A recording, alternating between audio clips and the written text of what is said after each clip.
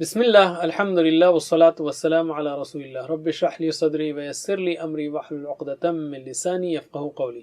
ناظرین السلام علیکم ورحمۃ اللہ وبرکاتہ۔ آؤ قرآن سمجھیں آسان طریقے سے نماز کے ذریعے۔ سبق نمبر 18 پہلا حصہ یعنی 18A، جس میں ہم سیکھیں گے قرآن آسان ہے اور اس کا سیکھنا بہترین کام ہے۔ سیکنڈ پارٹ میں گرامر اور نقطۂ تعلیم بھی لیں گے، اور اس سبق کے ختم تک انشاءاللہ آپ 222 الفاظ سیکھ چکے ہوں گے جو قرآن کریم میں 40,469 بار آئے ہیں۔ ساتھ ہوم ورک کو کرنا مت بھولیے، اور خاص کر پاکٹ بک کو ساتھ میں رکھیے، ووکیبلری شیٹ کو۔ ہم نے اس سے پہلے کے سبق میں سیکھا کہ اللہ تعالی نے قرآن کو تدبر کے لیے نازل کیا ہے، تدبر اس کی آیات پر سنتے وقت، تلاوت کے وقت۔ اس لیے قرآن کی عربی سمجھنا ضروری ہے۔ بے شک آپ ترجمے میں بھی کچھ حد تک تدبر کر سکتے ہیں، لیکن ہر وقت تو آپ ترجمہ کیری نہیں کریں گے نا، پریکٹیکل بات نہیں ہے۔ تو جبکہ آپ کو بار بار زندگی میں ماشاءاللہ نمازوں میں، تراویح میں سنتے رہیں گے، تلاوت کرتے رہیں گے، تو قرآن کی عربی سمجھنا ضروری ہے اور بہت آسان ہے۔ کوئی کہہ سکتا ہے کہ میں قرآن کا ترجمہ پڑھ لیتا ہوں، تو ہم کہیں گے کہ قرآن کا ترجمہ نہیں کیا جا سکتا، سارے علماء کے مطابق ہے یہ، اور یہ کوئی اندھی عقیدت کی بات نہیں ہے۔ اس کو ہم ابھی ثابت کرتے ہیں ایک چھوٹی سی مثال سے۔ اس انسانی کلام کا ترجمہ کیجیے۔ ایک شاعر نے کہا ایک انقلاب کے بعد کہ کیسے کیسے ایسے ویسے ہو گئے، ایسے ویسے کیسے کیسے ہو گئے، یعنی بڑے لوگ تھے وہ بالکل آرڈنری ہو گئے، آرڈنری لوگ بڑے ہو گئے۔ ہم چیلنج کرتے ہیں کہ اس شعر کا انگریزی ترجمہ کیجیے آپ، انگریزی کا کسی زبان میں بھی۔ ہمارے دوست نے ایک مذاقاً کہا how this that became, this that how became. Nonsense ہے، جنازہ نکل گیا اس کا۔ اور اگر آپ کہیں کہ ordinary people great people became ordinary, ordinary people became great, یعنی بڑے لوگ جو ہے آرڈنری ہو گئے، آرڈنری بڑے بن گئے، اس میں کوئی مزہ نہیں ہے۔ جو اس شعر کی گہرائی ہے، جو بندش ہے، جو خوبصورتی ہے، جو صرف 4 الفاظ سے بنایا گیا شعر ہے، اور جو جذبات ہیں اس میں، اور جو الفاظ کا سلیکشن ہے، وہ سارا ختم ہو گیا۔ انسانی کلام کا ترجمہ کرنا ممکن نہیں ہے، تو اللہ کے کلام کا ترجمہ کیسے ہوگا؟ امپاسبل ہے۔ اسی لیے آپ سورۃ طٰہٰ کو پڑھیے، اس کا ترجمہ پڑھیے، جس کو شروع کی آیات کو سن کر عمر رضی اللہ عنہ جو قتل کرنے کے لیے نکلے تھے محمد صلی اللہ علیہ وسلم کو، وہ مسلمان بن گئے۔ آپ ترجمہ پڑھ کے بولیں گے یہی ہے؟ جی، آپ اس لیے کہ آپ ہاؤ دس دیٹ بیکیم پڑھ رہے ہیں۔ جو گہرائی، گہرائی، جو پاور ہے اس کے اندر، وہ ترجمہ نہیں ہو سکتا۔ اس کا مطلب یہ ہے کہ آپ نے قرآن کے 1000 ترجمے بھی پڑھ لیے ہوں تو آپ نے عام معنوں میں قرآن نہیں پڑھا۔ اگر کوئی انگریز کہے کہ ارے کلام اقبال از گریٹ، تو آپ بولیں گے آپ کو اردو آتی ہے؟ وہ کہیں نہیں اردو نہیں آتی، but I read the translation. آپ بولیں گے چھوڑو یار، اصل تو کلام اردو میں ہے۔ تو یہ تو انسانی بات ہوئی۔ تو قرآن تو صرف عربی قرآن ہے۔ یاد رکھیے، ہم ثواب کی نفی نہیں کر رہے ہیں، نہ ترجمے کی قدر کم کر رہے ہیں، اس لیے کہ ہم ترجمہ ہی سے سیکھیں گے، لیکن ترجمہ منزل نہیں ہے، ذریعہ ہے۔ اور عربی آیت کا تو خاص اثر ہے، ہر حرف پر 10 نیکیاں ہیں، صورتوں اور آیتوں کے خاص اثرات ہیں، اور اس کے اندر ایک نورانی وولٹیج ہے جو دلوں کو چیر کر اتر جاتا ہے۔ لیکن گھبرائیے مت، اللہ تعالیٰ نے قرآن کو بہت آسان کیا ہے۔ بار بار کہا ہے اللہ تعالیٰ نے اعوذ باللہ من الشیطان الرجیم وَلَقَدْ يَسَّرْنَا الْقُرْآنَ لِلذِّكْرِ، اور البتہ تحقیق ہم نے آسان کیا قرآن کو ذکر کے لیے۔ وَلَقَدْ، و کا مطلب ہے اور، لقد یعنی لا مطلب البتہ، قد یعنی تحقیق، یعنی ایمفیسس ہے، اس کے اندر تاکید ہے۔ انڈیڈ، شیورلی، آلریڈی، انڈیڈ یا سمپل ترجمہ ہوگا اور انڈیڈ، وَلَقَدْ اور البتہ تحقیق، یسرنا ہم نے آسان کیا۔ یسر کہتے ہیں آسانی کو، عسر کہتے ہیں مشکل کو۔ یسر بولنا بھی آسان ہے، عسر بولنا مشکل ہے۔ یسر یعنی آسانی، یسرنا ہم نے آسان کیا، یسرنا ہم نے آسان کیا۔ القرآن، لفظ قرآن کا معنی بھی جو ہے نا وہ بہت دلچسپ ہے، اس کے اندر بھی معجزہ ہے۔ قرآن کا مطلب ہے بہت پڑھا جانے والا، اور آج غیر مسلم بھی یہ بات کو مانتے ہیں. انسائکلوپیڈیا بریٹانیکا 11th ایڈیشن میں قرآن KORAN کے تحت انہوں نے لکھا تھا the most widely read book in existence. یعنی دنیا جب سے وجود میں آئی ہے اس وقت سے آج تک سب سے زیادہ پڑھی جانے والی کتاب وہ قرآن ہے. لذکر، ذکر کے لیے. ذکر کے دو معنی ہیں، ایک ہے یاد کرنا اور دوسرے ہے سمجھنا اور نصیحت حاصل کرنا. تو قرآن کریم آسان کس لیے ہے؟ حفظ کرنے کے لیے، یاد کرنے کے لیے، اور دوسرے سمجھنے اور نصیحت حاصل کرنے کے لیے. اس کے لیے بہت آسان ہے ان دو کاموں کے لیے. آپ فتوے بھی دے سکتے ہیں، احکام بھی نکال سکتے ہیں، اس کے لیے مزید محنت کرنی پڑے گی، علماء کے ساتھ کئی سال بیٹھنے پڑے گا، لیکن امپاسبل نہیں ہے. تو آپ نے خود دیکھا کہ صرف 20 گھنٹے ہی میں آپ نے نماز کو لیا اور تھوڑی سی گرامر لی تو آپ 40,000 بار آنے والے الفاظ سیکھ لیے.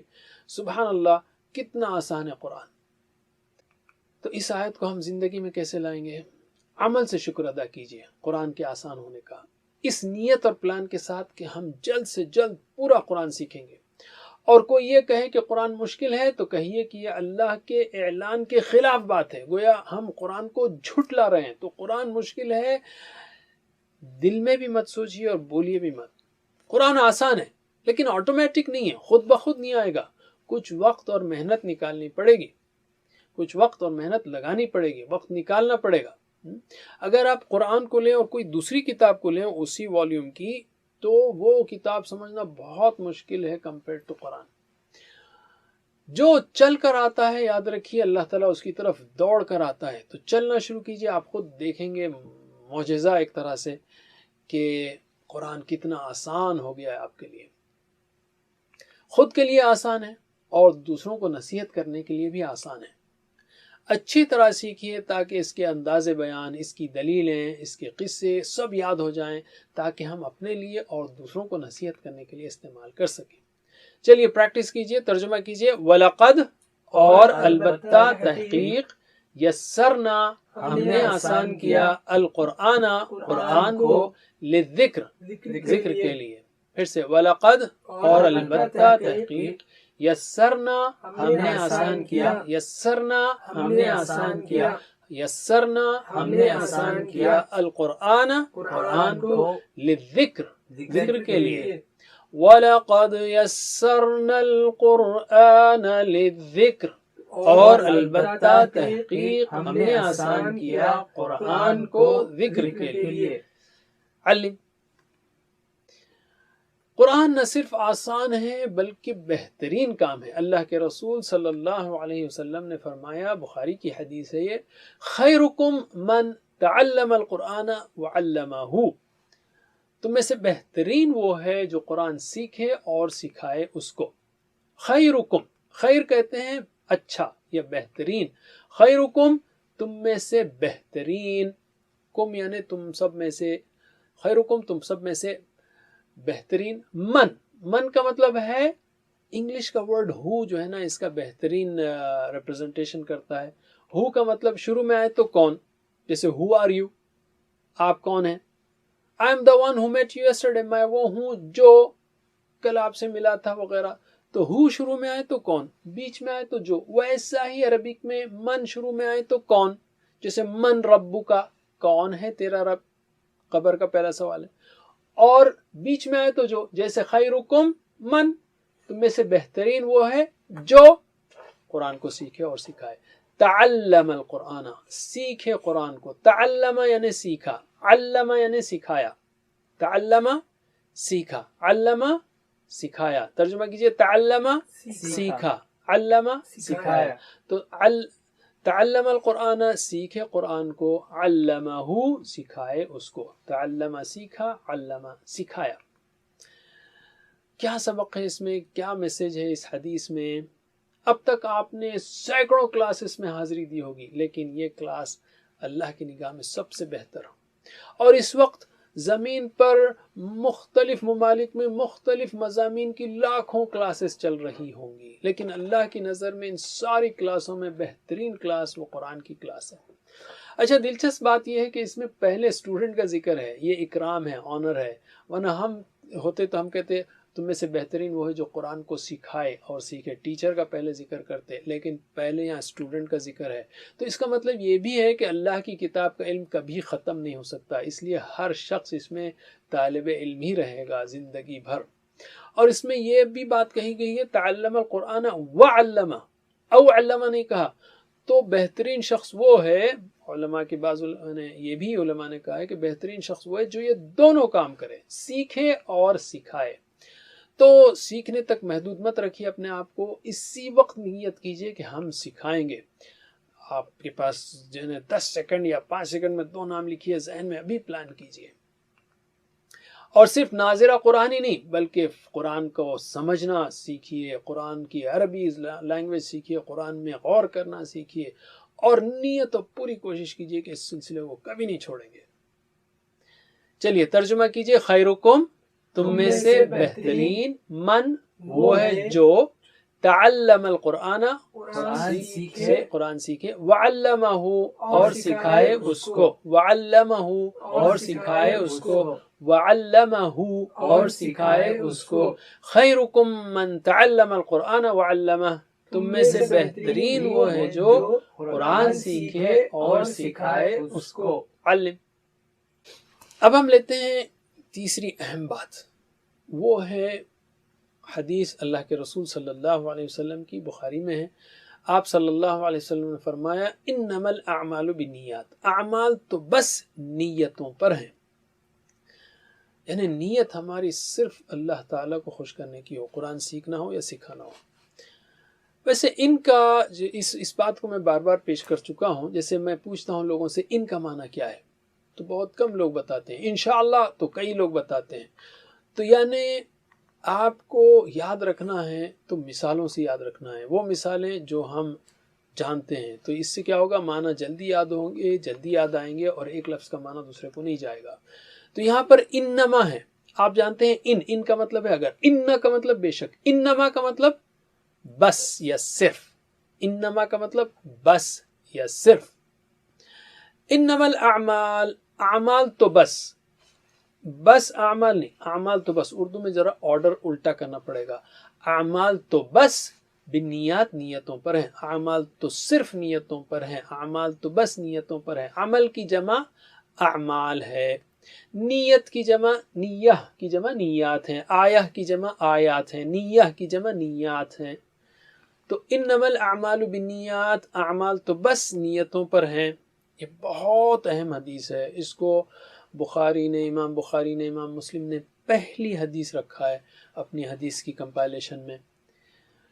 قیامت کے دن پہلا فیصلہ 3 لوگوں کا ہوگا، اس میں سے ایک قرآن کا قاری ٹیچر بھی ہوگا جو دکھاوے کے لیے پڑھاتا تھا، ان تینوں کو جہنم میں ڈال دیا جائے گا، ساری عبادت برباد ہو جائے گی اگر نیت صحیح نہ ہو۔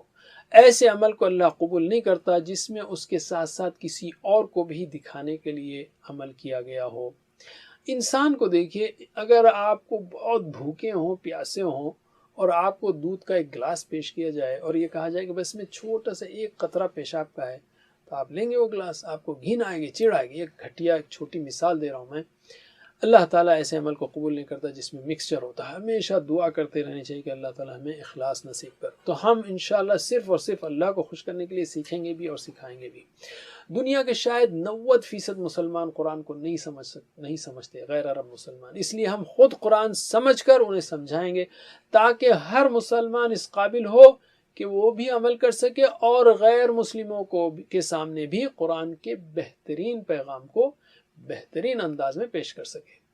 چلیے ترجمہ کیجئے، انما یعنی صرف یا بس، انما یعنی بس، انما بس، انما بس، انما الاعمال، اعمال تو بس، الٹا کریں گے ہم آرڈر کو، انما الاعمال، اعمال تو بس، انما الاعمال، اعمال تو بس، بالنیات، نیتوں پر ہیں، بالنیات، نیتوں پر ہیں، بالنیات، نیتوں پر ہیں، انما الاعمال بالنیات، اعمال تو بس نیتوں پر ہیں، علم۔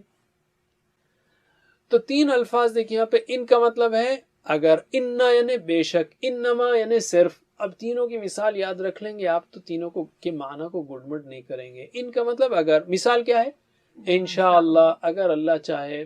تو جواب دیجئے. ان کا مطلب بے شک. مثال ان اللہ مع الصابرین، بے شک اللہ ساتھ صبر کرنے والوں کے لیے. اور انما کا مطلب صرف یا بس. اور مثال انما الاعمال بالنیات. تو معنی اور مثال دیجئے. اوکے، دو بار. ان کا مطلب اگر، مثال انشاءاللہ. ان بے شک، مثال ان اللہ مع الصابر. انما صرف یا بس، مثال انما الاعمال بالنیات. ایک بار پھر. ان کا مطلب اگر، مثال انشاءاللہ. ان بے شک، مثال ان اللہ مع الصابر. انما صرف یا بس، مثال انما الاعمال بالنیات. علم. اب ہم لیتے ہیں ایک بریک کے بعد انشاءاللہ گرامر کریں گے. جزاکم اللہ خیر، والسلام علیکم ورحمۃ اللہ وبرکاتہ. السلام علیکم. Learn to read Al-Quran, learn tajweed, understand Al-Quran and memorize it using easy, scientific and interactive methods. Get ebooks, videos, audios, posters, PowerPoint files, app links for different courses. We have specialized Montessori materials and games for making the Quran easy for kids and a teacher's resource center too. Get personalized one-to-one online courses that suit your needs from expert teachers. For free trial, write to admin@understandquran.com or visit understandquran.com. Wassalamu alaikum.